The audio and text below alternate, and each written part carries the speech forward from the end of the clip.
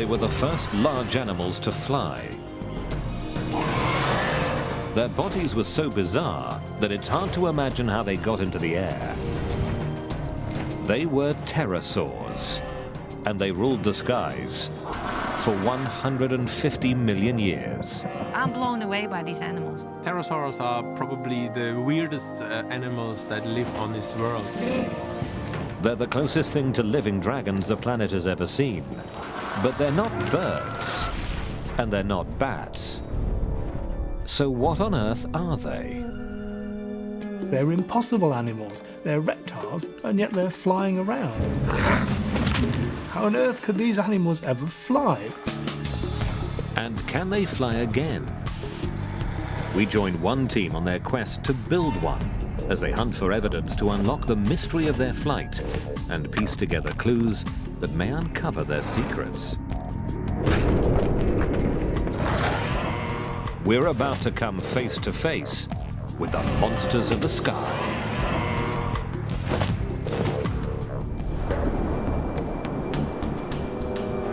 "100 million years ago, the Earth was a place in which many strange monsters swam and roamed. The planet was in the grip of giant reptiles, and the ancient game of hunt and kill played out on a scale we wouldn't recognize today.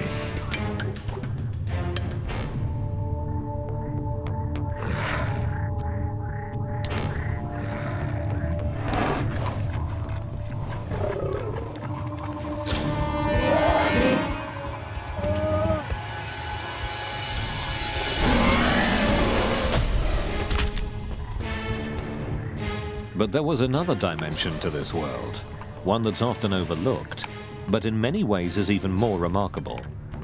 Our planet was also home to some incredible and mysterious creatures. Flying reptiles, some of them bristling with teeth. Pterosaurs.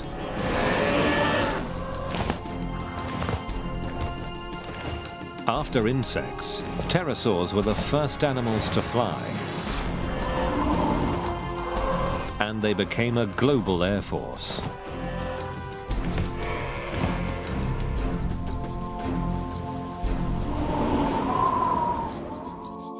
Pterosaurs appeared abruptly in the fossil record 220 million years ago. We still don't really understand how they evolved.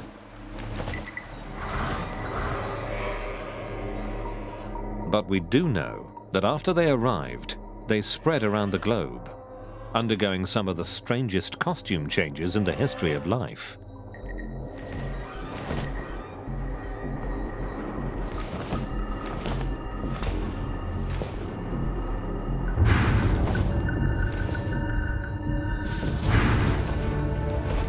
Some had short tails, others long.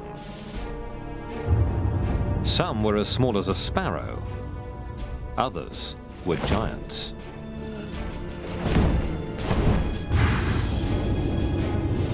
Many were covered with something like hair and sported flamboyant crests.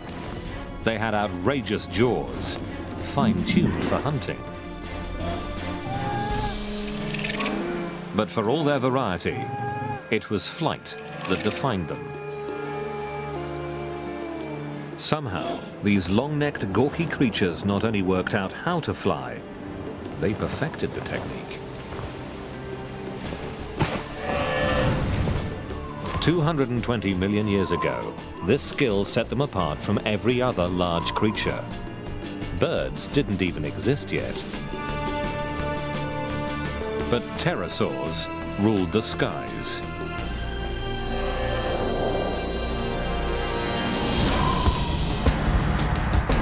We're only just beginning to solve the mysteries of their reign.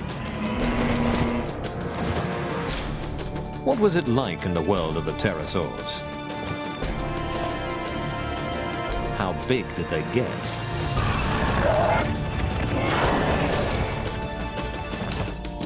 And how does an animal that resembles a broken umbrella get its ungainly body into the air and manage to fly?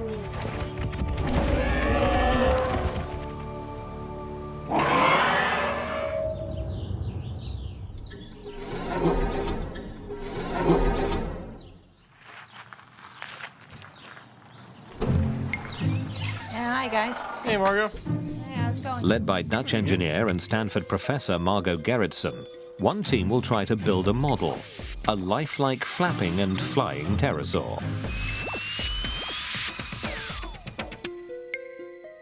And there are instructions for building a pterosaur. They're written in stone. You have to get everything from the fossil record. So it's fascinating to try to put it all together like one big puzzle. It was a beautiful design, something that's extremely hard to duplicate. Gonna be real challenging, Paul, because if you To work out how pterosaurs flew, we need to understand the strength of their bones and how they moved.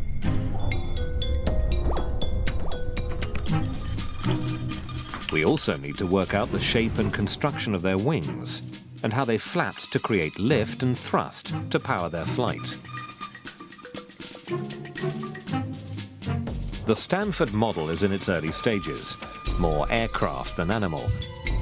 But gradually, it'll become more realistic as the team first builds it and then tries to keep it in the air. 5, 4, 3, 2, 1. Here we go. Their goal is to uncover the flight secrets of the first large animal to take to the skies.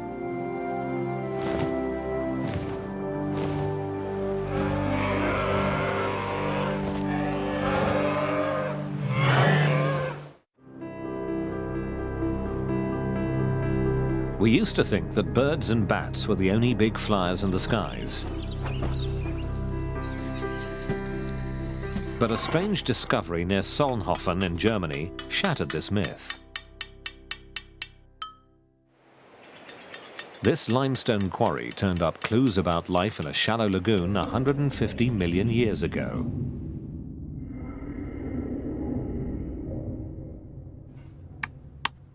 Less than 250 years ago, a quarryman here found something baffling.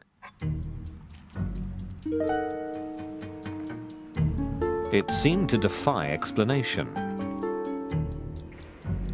Naturalists of the 1700s fumbled for answers based on familiar known creatures. Some thought it was a type of duck.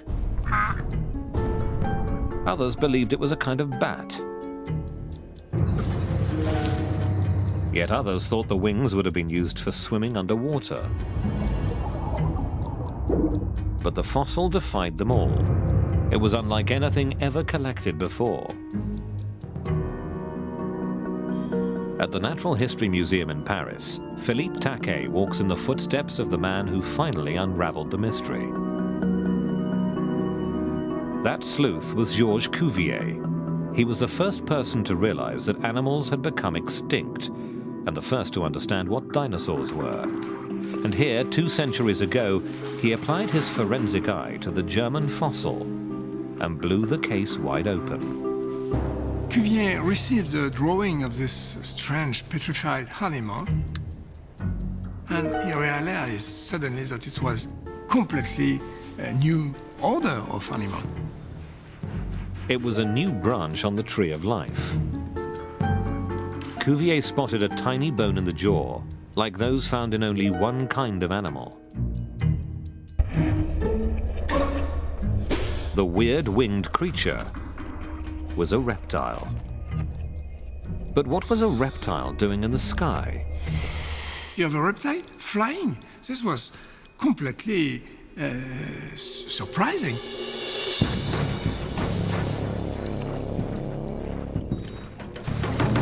How could a cold-blooded, lethargic beast akin to a crocodile launch its bulk into the air?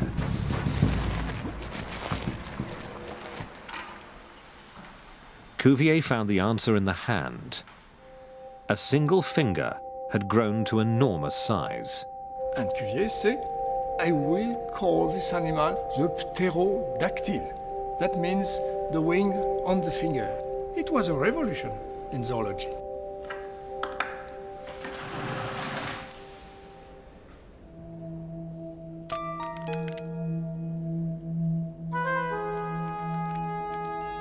Cuvier could only imagine what it looked like when it took to the air.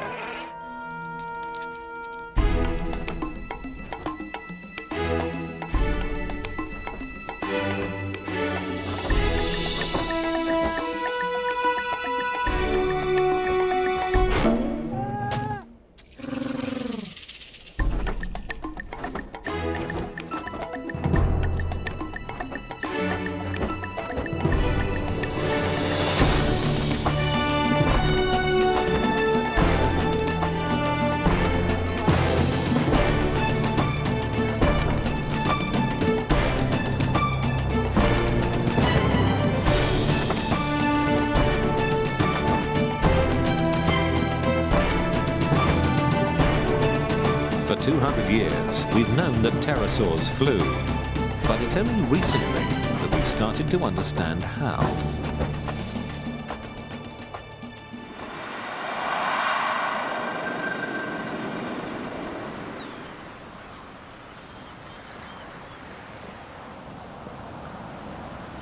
It's easy to overlook what an incredible amount of skill it takes to fly.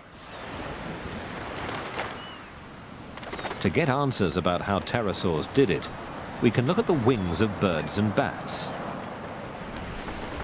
All flying animals use the bones of the hands and fingers to fly, but they do it in different ways.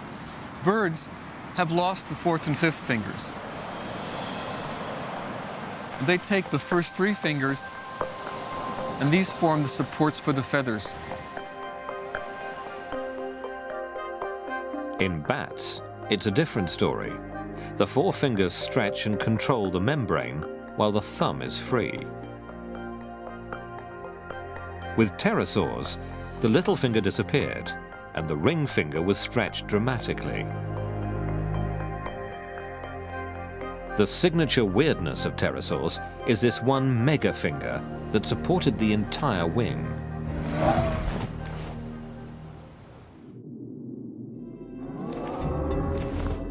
You see an animal that is like nothing else you've ever seen.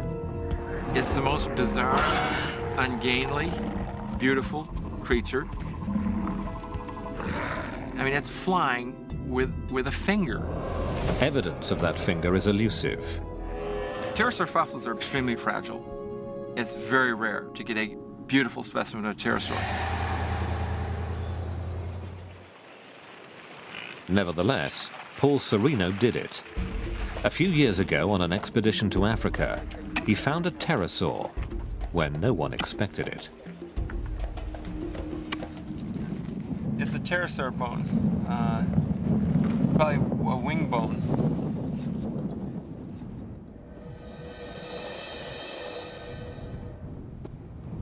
The sandstone's missing this end, but this end. Pterosaurs are virtually unknown from Africa. There were just bits and pieces recorded, and it really was an incredible discovery. Before this expedition, major pterosaur discoveries had come from Europe, China, and the Americas.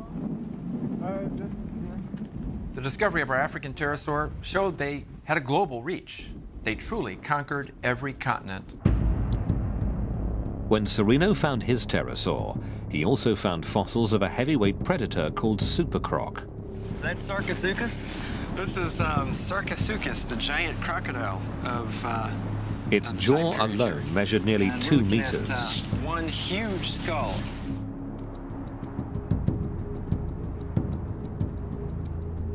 Did pterosaurs clash with this giant?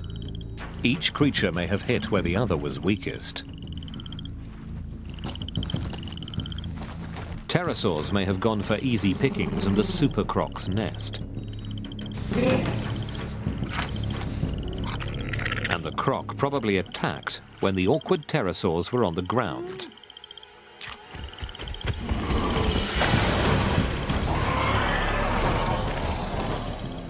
Investigators recently unearthed evidence of a similar conflict, the first of its kind ever discovered. A fossil find in Canada may show that pterosaurs did tangle with dinosaurs.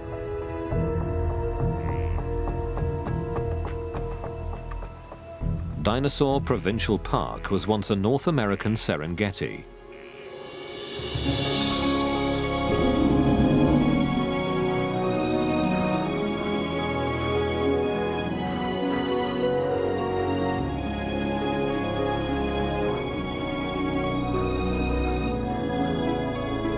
Pterosaurs here tried to steer clear of danger on the ground.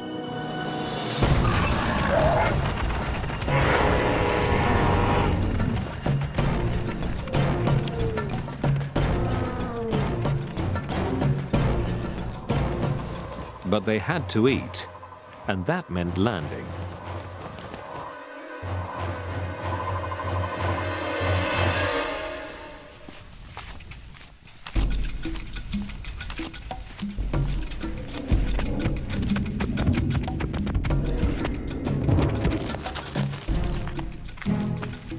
Eons later, a fossil hunter found hints of what may have been one pterosaur's last landing. I walked around a corner and took a couple more steps and looked down, and there was this long, skinny bone. And I'm like, this is interesting. It was part of a pterosaur's megafinger, and fragile pterosaur fossils don't usually last long in the open air. Not only that, but the first bone led to several more. And then to an incredible discovery. A tooth from something like a velociraptor sunk into the pterosaur's shin.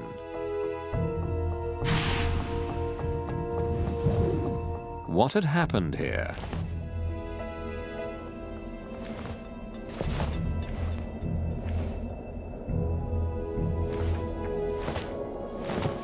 Below the pterosaurs, raptors were constantly on the hunt.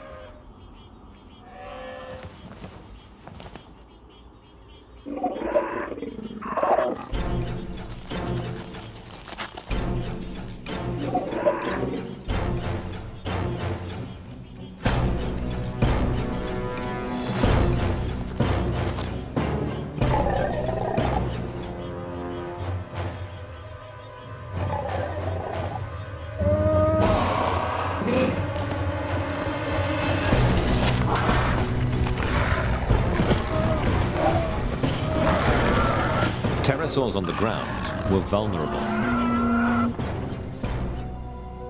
Their power was in the air. Flying was their ultimate survival tool. Pterosaurs dominated the skies, and they did this for 140 million years, which is a tremendously long period of time.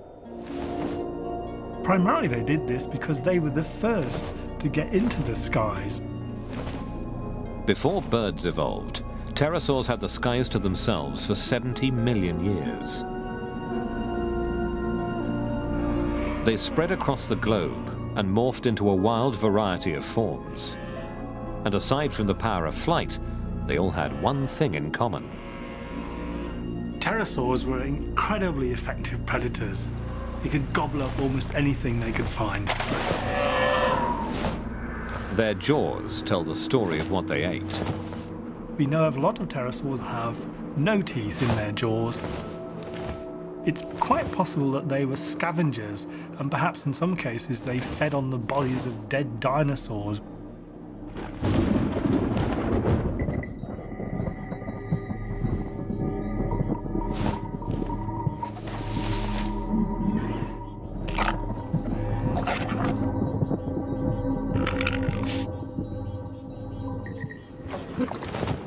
Many pterosaurs were aggressive hunters. Some were able to snare their fish on the wing. These big, long, sharp-pointed teeth basically are the tools of a fish catcher who wants to make darn sure that he grabs his prey when he sticks his beak into the water. One kind of pterosaur used a sieve of 1,000 teeth to strain for crustaceans. Other pterosaurs have long, sharp-pointed jaws which they use to lever shellfish off rocks or block them out of the sand. For all their variety of feeding techniques, pterosaurs were often found by water, shorelines, rivers and lakes. And water wasn't just a place to eat, it was also a place to be eaten.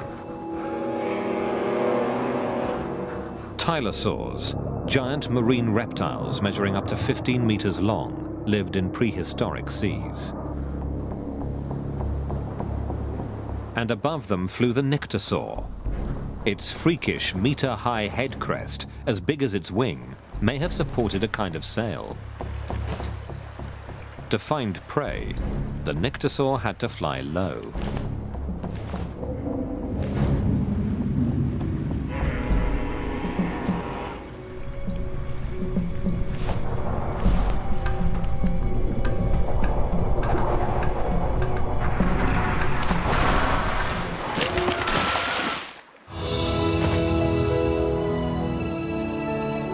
But for every pterosaur ambushed from below, many more spread across the globe.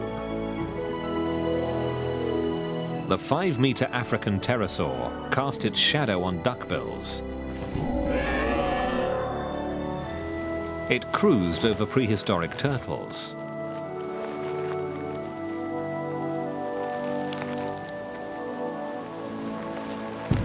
But with every skimming flight over water, it risked being torn from the sky. So to avoid that fate, pterosaurs could not only fly, they could fly well, even at low altitudes. And the evidence of these aerial skills comes not from a new fossil wing, but from ancient tracks preserved in stone.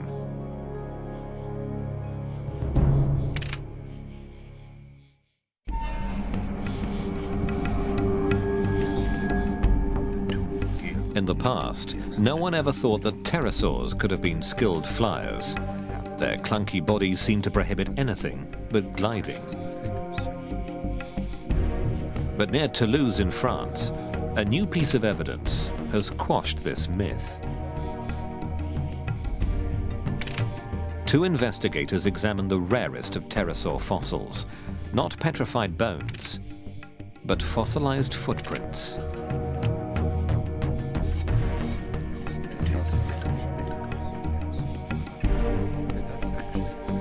It's a unique site in the world.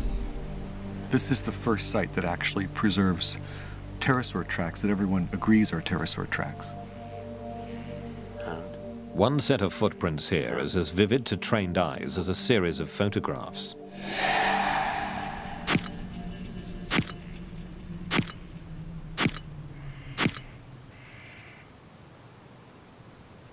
It's the only known record of a pterosaur landing, and how a flyer lands reveals how well it's able to control its flight.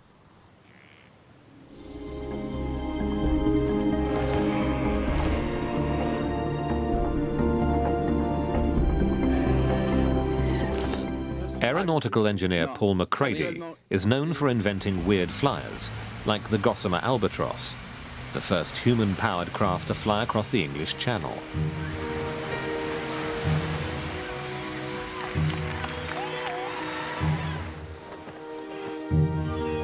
Captivated by pterosaurs, McCready set out in the 1980s to make the giant fly again. His team's biggest challenge was flight control, especially working out how to steer. Fossil expert Kevin Padian advised the project.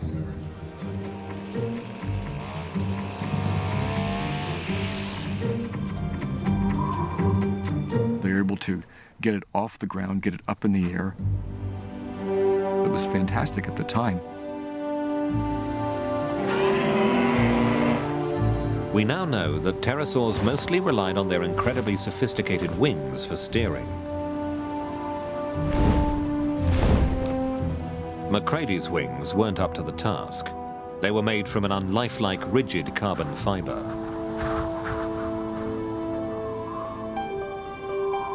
His solution to flight control was aeronautical. He created an aeroplane in pterosaur's clothing.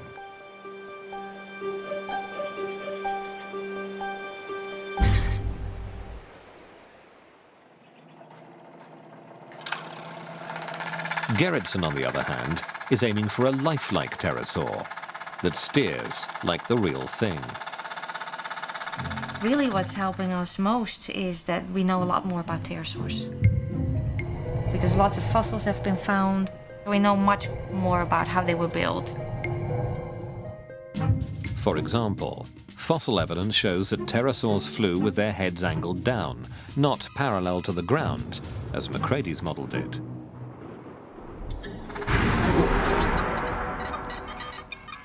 A lowered head makes flight far more difficult to control, but that's how real pterosaurs did it.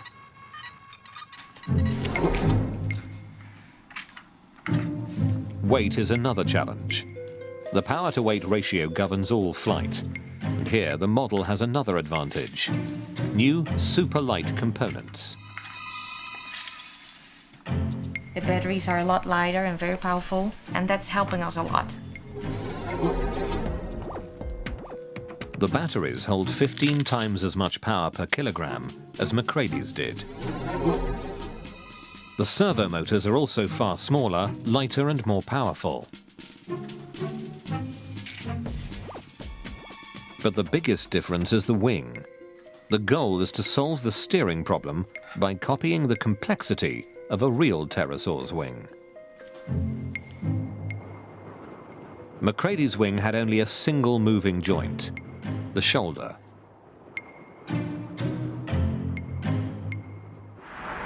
But this wing has 5 joints.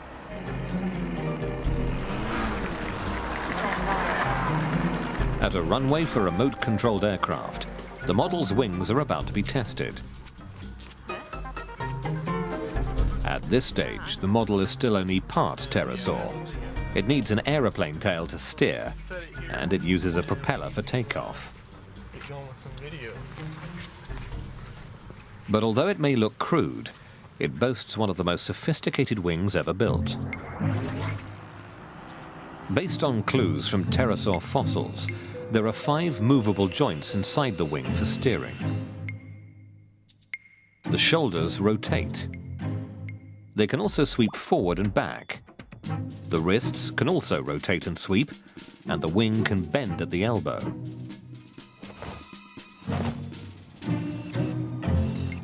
The object now is to experiment with these joints. That's the one thing that we're trying to figure out with this replica right now. Which of the joint motions are really critical for control? The answer was wired into the real pterosaur's brain, so Mike Luvara will have his work cut out for him. It is a challenge. It's certainly like flying a ball, and you got to keep on balancing on top of the ball. Okay, here we go.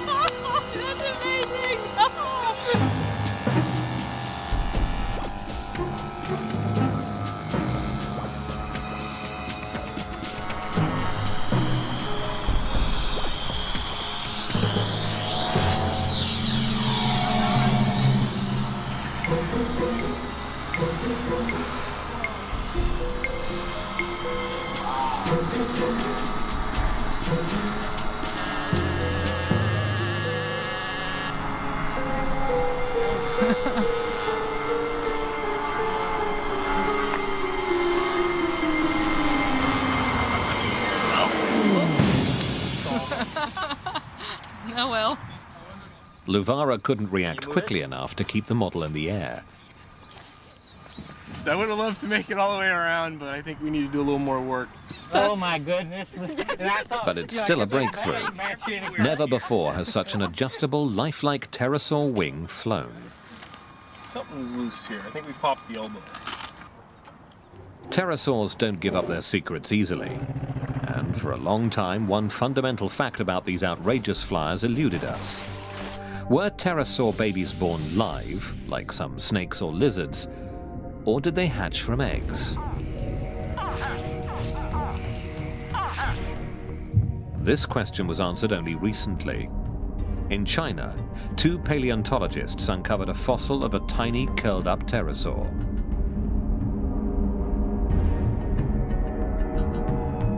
It was a pterosaur chick inside an egg. The discovery of the egg was probably the find of the century, because this tells us something about pterosaurs, about how they reproduced, of which we had absolutely no information before. It was pure speculation, and suddenly here we have an egg. This still doesn't tell us when young pterosaurs began to fly, but Dave Unwin has a controversial theory. Evidence shows that many baby pterosaurs died far from the nest.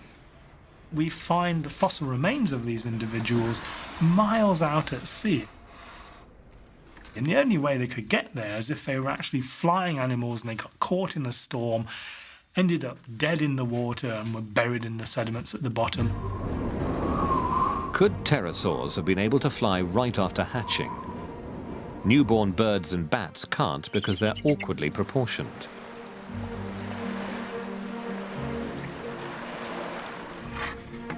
to prove his hunch that pterosaurs could take wing right after birth, Unwin needs more evidence.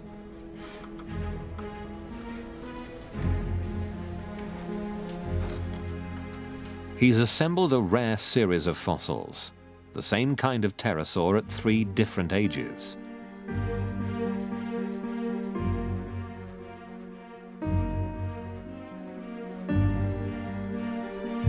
He measures the length of the bones that make up the arm, then those of the megafinger.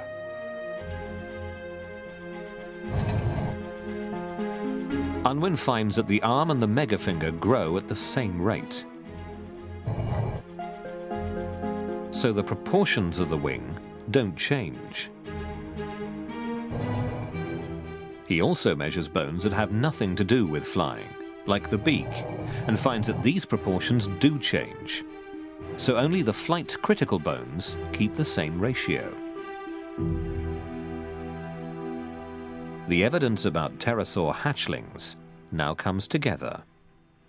They have all their forelimbs, they have their wing membranes. These tiny little pterosaurs could fly.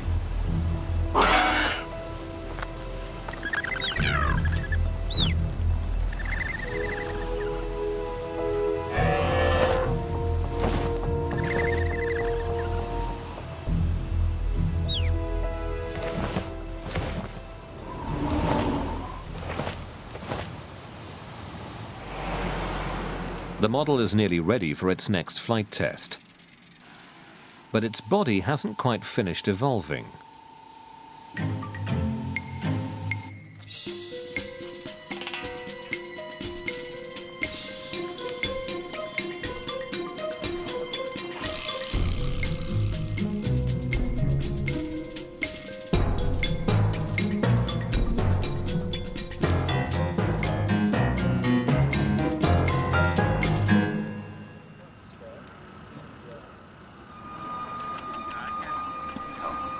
It looks so real.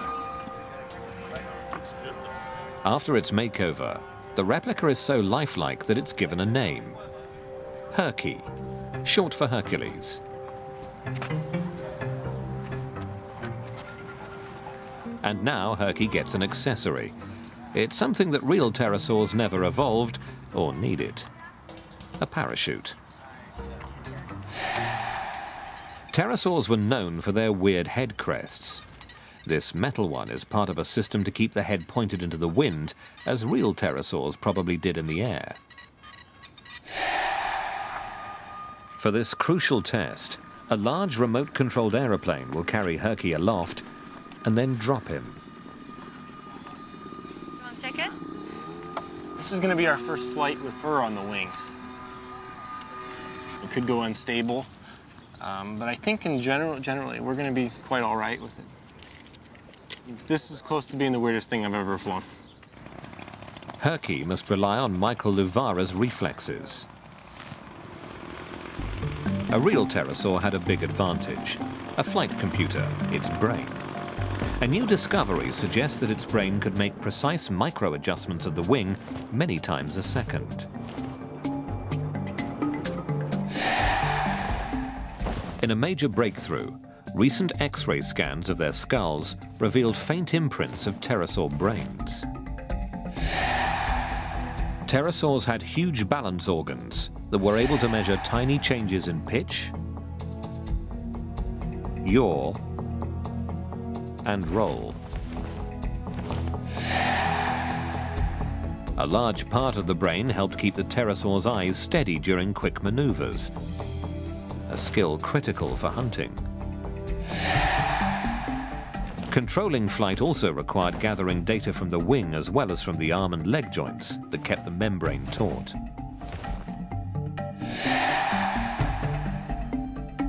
This information was analyzed by another processor that was the core of the flight computer.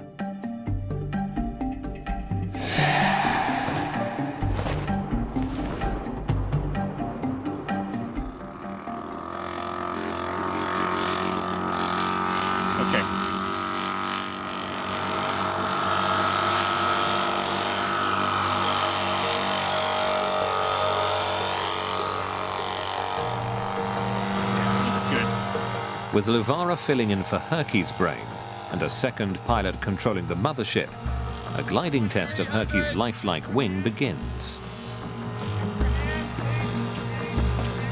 Altitude. Okay, one more lap. The pterosaur will be released at a height of over 200 meters. Okay, countdown to launch. 5, 4, 3, 2, 1. Now. The drop is clean, but the next step is critical. The head, pointing straight ahead for takeoff, must be angled down into a realistic position. 300. But Herky begins to pitch down. Luvara tries to release the parachute. It doesn't respond.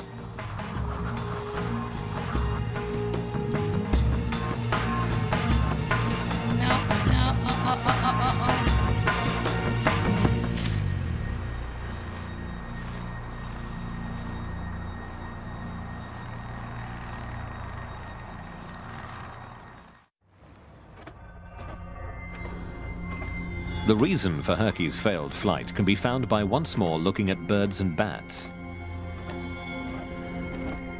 They're the only two large animals alive today to have mastered a particular wing motion that keeps them in the air.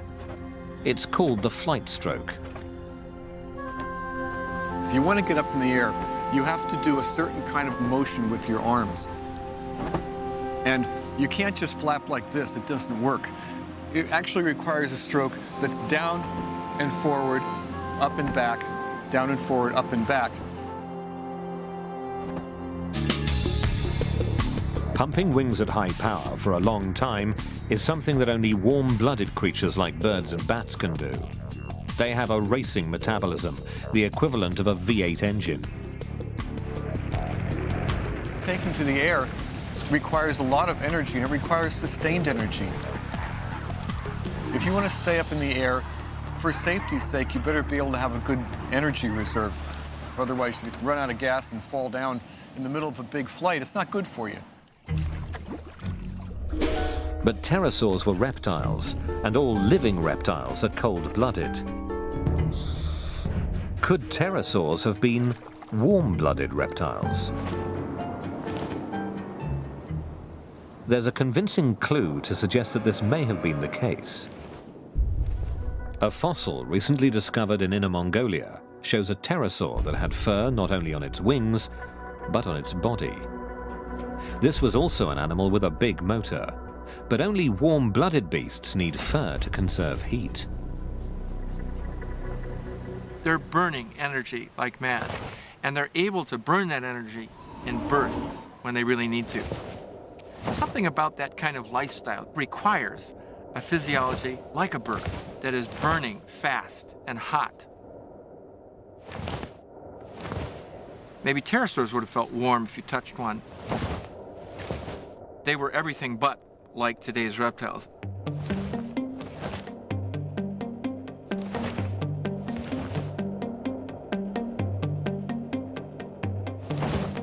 Pterosaurs needed one more feature to execute the flight stroke. The flapping takes a lot of power. There's a big wings, and it's flying at high speed. So we need a big motor. But a big motor adds weight, and analysis of the last flight showed that Herky was already heavy and descended too fast. Why? All this cosmetics that we put on actually took us back in flight ability. So to fly more like a real pterosaur, Herky has to look less like one. Newly shaved and in fighting trim, Herky evolves from glider to flapper.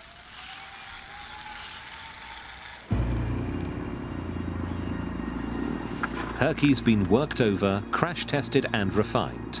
He's as close to a real pterosaur as the team can make him. But is he close enough?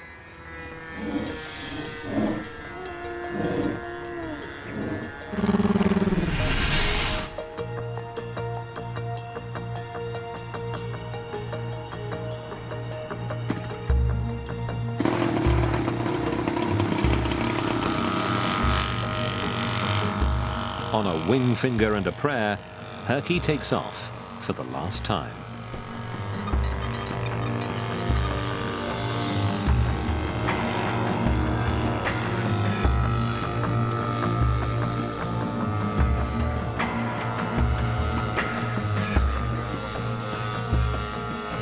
Five, 4, 3, 2, 1. Here we go. Now it's time to flap.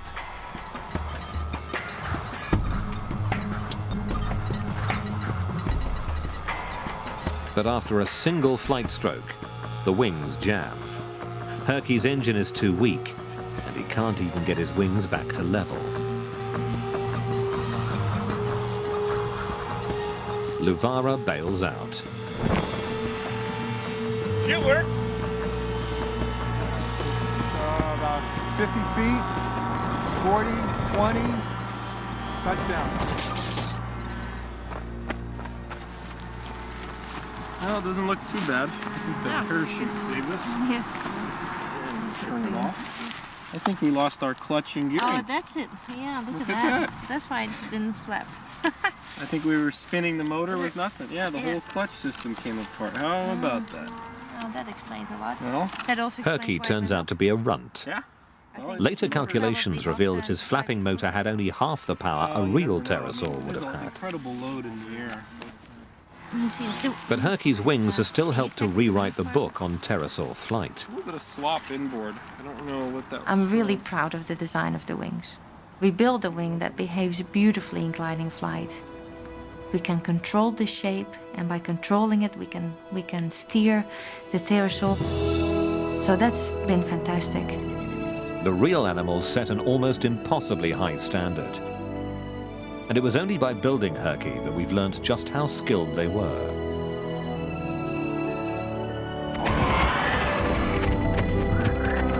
They had the power of flight, and they used it to conquer the globe.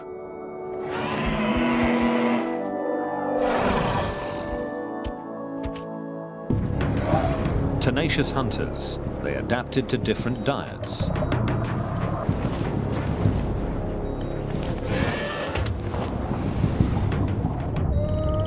They filtered, probed, scavenged, and in a tour de force of flight control, even grabbed fish on the wing.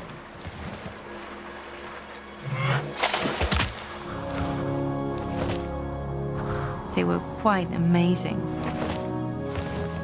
Compared to every living animal that I know, every living flyer or man-made flyer, I think the pterosaurs beat them all.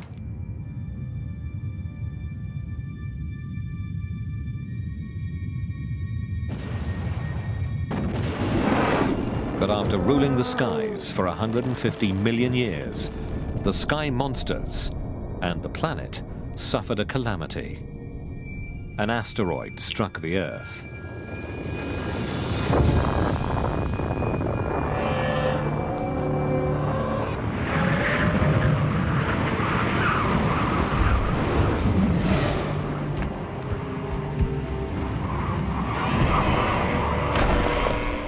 One theory suggests that the aftermath wiped out the dinosaurs.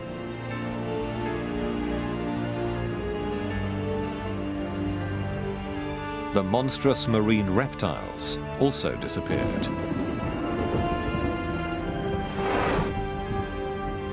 And pterosaurs, the master flyers, were gone forever.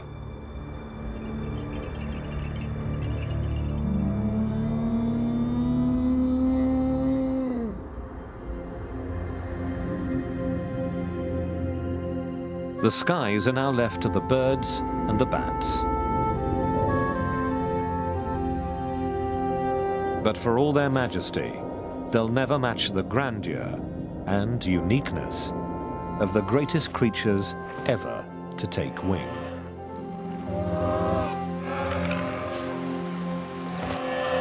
Dragons, of course, are fantastical creatures. Jaws full of teeth, huge wings. These, of course, are myths, never existed, but there were creatures who had all this. They were huge, They had big teeth, they had claws, and they were the pterosaurs.